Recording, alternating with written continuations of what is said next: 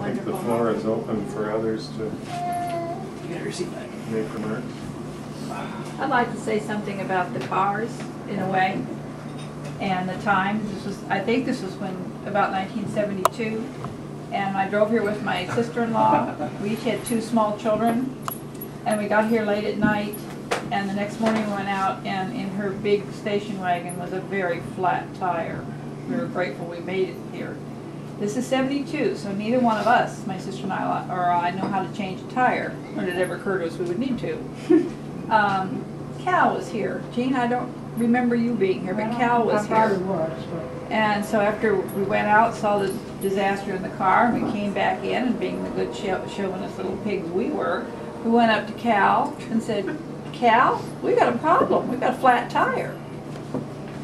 So Cal unfolds himself out of the chair, ambles out to Mickey's car, stands there and looks at the tire, and says, yeah, you got a flat tire.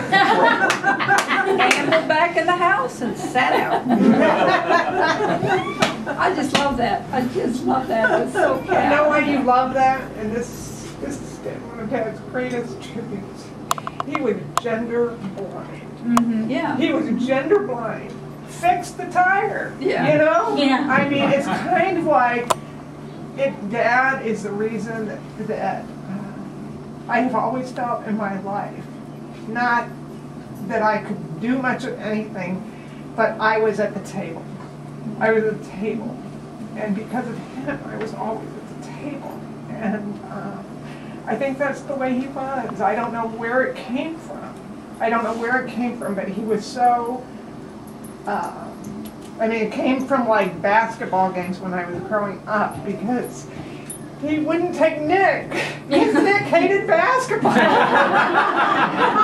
I loved basketball, and so here we'd haul off into snowstorms, off to the gym, and I remember this for years, just going with him to these games, because he knew I loved basketball.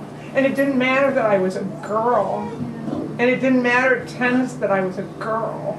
It didn't matter at all. I felt so affirmed, and not that I was great, I just felt the same. Yeah. I was the same. I was never, like, from his view, judged to be less than or different than or anything, because I was a girl.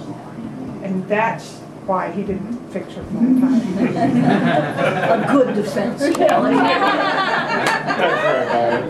It was a great story, though. Well, the first time I met Cal was here at the farm. And I don't remember the farm name years ago. And I think he just, when he got the new Mercedes.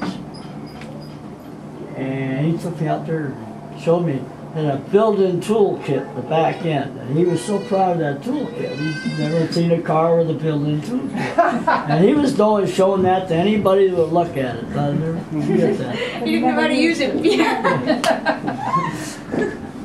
that toolkit. Some of the girls, we had a service in Indianapolis, and some of the, quote, girls from the lab, his employees were there, and told stories of Dad showing up with the cars, and he would take them out. And when he got his first car with anti-lock brakes, he's like, hey, pile in the car, and he'd take him down a gravel road at 60 miles an hour and slam the brakes. But there was a wonderful man there, I don't know his name, Mother knows, I know, and he was the man who waxed their cars. And he would once or twice a year, he'd take the cars to this man to wax the cars. And the man was by profession a telephone line man, climbed poles. And he and I chatted a bit privately, and the man said something that I believe is true. He said, you know, he treated me like Callie just said, neutral. He didn't act better because he was Mr. Doctor, you know, or had the Mercedes, or I was the telephone line man. He treated me on an equal plane. It's interesting. Really appreciated that. You know, he came to the memorial. Yeah, that's where I met him. In Indianapolis.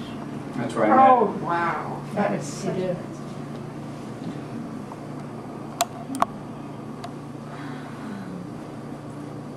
And well, when they moved in Illinois, I remember going over to their house there, and of course, since I like watching baseball, they were watching baseball, but I didn't like what they were watching. They were watching the Cubs. I didn't like that, but I was polite and I'm like, okay, hopefully I lose, but oh well.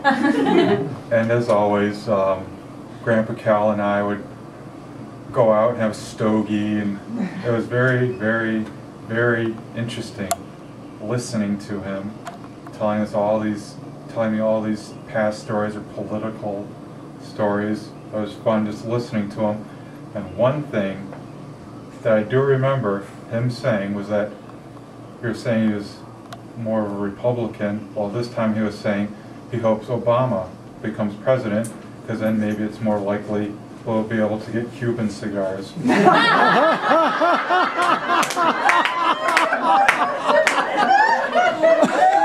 That's failed so far. Well, he did in fact throw his vote down for Obama, as far as And another thing, yeah.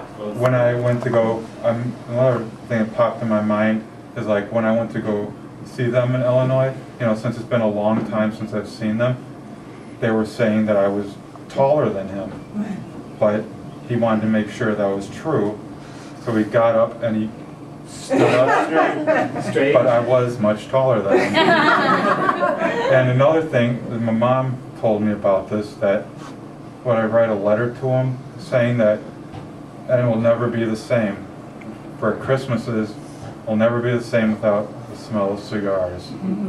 That's right. Always, because now it's like if I have a cigar, I feel kind of lonely, or like I have nobody, because we all disapprove. one thing I